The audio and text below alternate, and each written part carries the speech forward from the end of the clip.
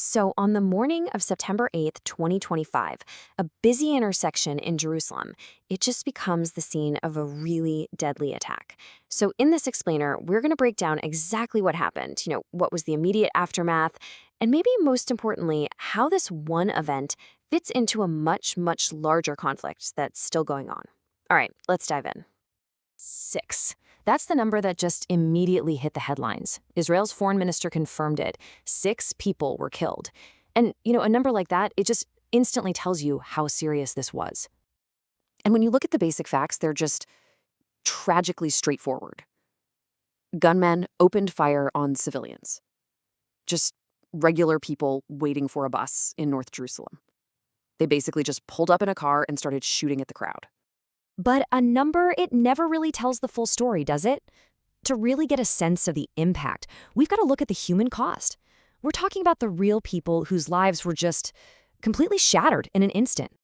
Yeah, I mean, the reports from emergency services were just awful. So you have the 6 people killed, but on top of that, several others were wounded. And among them was a pregnant woman. The Magen David Adom, which is Israel's emergency service, later gave a few more details on who died. A man about 50 years old and 3 other men, all in their 30s. And you get a real sense of the chaos from one of the first paramedics on the scene. His name is Fadi Dakaidek, and his words, well, they just paint a horrifying picture of what he walked into. So, you might be wondering, how did this all go down, and crucially, how was it stopped? Well, it all happened incredibly fast, and the response from people right there on the scene, it was absolutely critical. Okay, so here's the sequence of events. First, 2 attackers show up in a car at the junction. They get out and just open fire on the people at the bus stop. But then, and this is the key part, a security officer and another civilian who was right there, they returned fire. And because they acted so quickly, both attackers were neutralized right there at the scene. It's pretty clear their quick thinking probably saved a lot more lives. As you'd expect, the official reaction from Israel was immediate. And incredibly strong. They didn't mince words, framing this as an act of, quote, absolute evil. Just listen to the language here from Israeli President Isaac Herzog. See those words? Absolute evil. That language is so powerful and, of course, very intentional. It sets the tone for Israel's entire narrative right from the get-go. But it didn't take long for a totally different story to come out.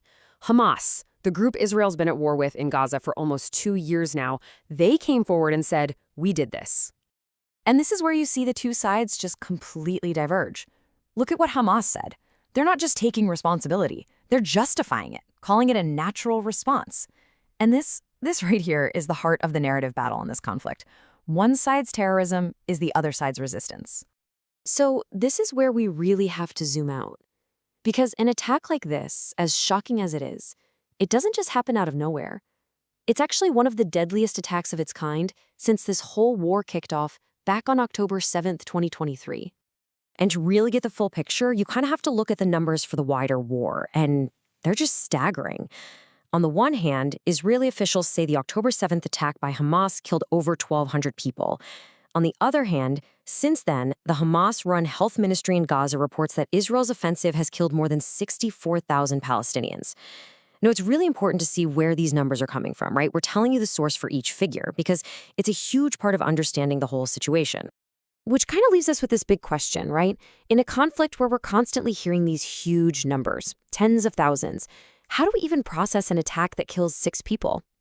I think it just brings us back to the fact that behind every single number, whether it's 6 or 64,000, there are real people, real lives. And every single event like this just sends another shockwave through a region that's already seen so much devastation.